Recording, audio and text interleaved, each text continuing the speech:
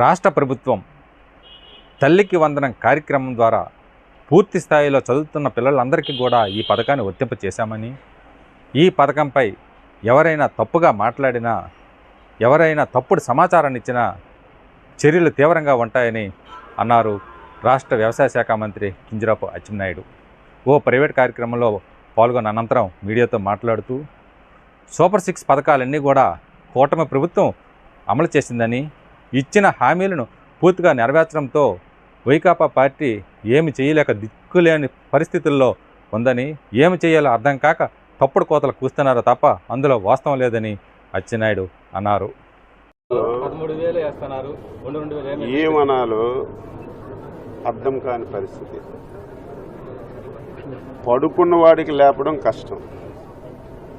పడుకున్నవాడు కంటే పడుకున్నట్టుగా యాక్ట్ చేసేవాడికి లేపడం కష్టం. పడుకున్నవాడికి తొందరగా లేపచ్చు. బుద్ధి, జ్ఞానం, తెలివితేటలు ఉన్న వాళ్ళకి చెప్పచ్చు. అవన్నీ పట్టించుకోకుండా విమర్శలే వారి యొక్క ధ్యేయంగా పట్టుకొని పనిచేస్తున్నారు. మనం చెప్పవలసిన అవసరం లేదు. నేను ఎంత ఆశ్చర్యపోతున్నానంటే, మొన్నే సంవత్సరం పూర్తి చేసుకున్నాను. ఎన్డీఏ ప్రభుత్వం వచ్చింది, సంవత్సరం అయింది.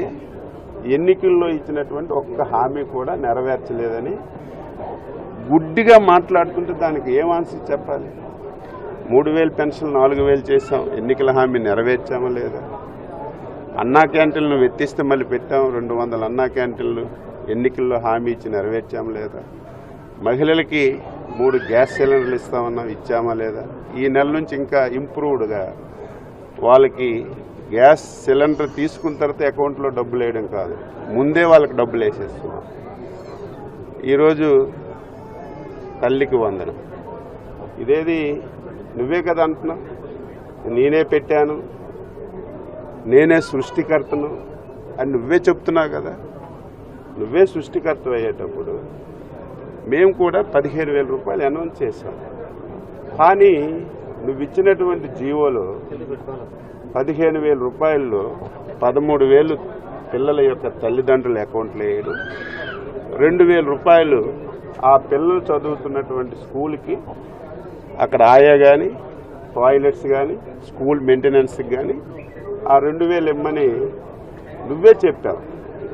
దానికి మేము ఇంప్రూవ్డ్ వెర్షన్ ఏంటంటే, నువ్వే సృష్టికర్త అని చెప్తున్నటువంటి నీ జీవోని అమలు చేస్తూ దానికి ఇంప్రూవ్డ్ వెర్షన్ ఏంటంటే, నీలాగా మోసం చేయలేదు. ఎన్నికల్లో నువ్వేం చెప్పావు? ఎంతమంది పిల్లలు ఉంటే అంతమందికి నేను ఇస్తానని చెప్పి ఎన్నికలైన తర్వాత ఒకరికే ఇచ్చాం. మేము ఈరోజు ఇచ్చిన మాట ప్రకారం ఒకళ్ళున్నా, ఇద్దరున్నా, ముగ్గురున్నా, నలుగురున్నా, 5గురున్నా సరే, నిన్నటి నుంచి చూస్తున్నాను సోషల్ మీడియాలో, మాకు 5గురు పిల్లలుంటే 5గురికి డబ్బులు పడ్డాయని అందుకున్న తల్లిదండ్రులు చెప్తుంటే ఇంకా సిగ్గు లేకుండా, ఎగ్గు లేకుండా నువ్వు మాట్లాడి దీనికి ఏం ఆన్సర్ చెప్పాలి? అందుకే ప్రభుత్వం కూడా ఎవరైనా సరే తప్పుడు సమాచారం ఇచ్చినా, తప్పుగా విమర్శలు చేస్తే ఇంకా మేము ఊరుకునే ప్రశ్నే లేదు. ఎంత దారుణం అంటే, 13,000 రూపాయలు ఇచ్చారు, మిగతా 2,000 లోకేష్ జోబులోకి వెళ్ళిపోయిందని సిగ్గుమాలిన మాటలు మాట్లాడుతుంటే మీకు ఏమనాలి అసలు? దానికి లోకేష్ బాబు గారు ఛాలెంజ్ చేశారు, నీకు 24 గంటలు టైం ఇస్తున్నాను, నేను ఎక్కడైనా నా దగ్గరికి ఆ డబ్బు వచ్చినట్టు నువ్వు నిరూపిస్తే నేను రాజకీయాల నుంచి పూర్తిగా తప్పుకుంటానంటే ఇంతవరకు ఉలుకు లేదు, పలుకు లేదు. నువ్వేం మనిషి? ఛాలెంజ్ చేస్తే ఛాలెంజ్కి నిలబడాలి, ఒక విమర్శ చేస్తే విమర్శకు నిలబడాలి.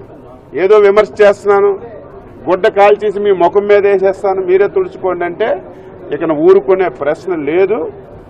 ఎవరైనా సరే తప్పుడు విమర్శలు చేసినా, తప్పుడు సమాచారం సోషల్ మీడియాలో పెట్టినా ప్రభుత్వం సీరియస్గా ఉంటుంది, తగిన చర్యలు తీసుకుంటుందని ఒక హెచ్చరిక కూడా చేస్తున్నాను. అమరావతి చాలామందికి తెలియదు. రాష్ట్ర ప్రభుత్వానికి అమరావతి రాజధానికి సంబంధం లేదు. సెల్ఫ్ ఫైనాన్స్ ప్రాజెక్ట్ అది. ఆ రోజు నుంచి ఈ రోజు వరకు కూడా చెప్తున్నాం, కొంతమంది పిచ్చోళ్ళు, అవగాహన లేని వాళ్ళు చంద్రబాబు నాయుడు ప్రభుత్వం మొత్తం డబ్బంతా అమరావతి మీద పెట్టేస్తుందని తప్పుడు సమాచారం ఇస్తున్నారు. రాష్ట్ర ప్రభుత్వం నుంచి సింగిల్ ఎన్పి అమరావతికి పెట్టడం లేదు. రైతులు ఇచ్చినటువంటి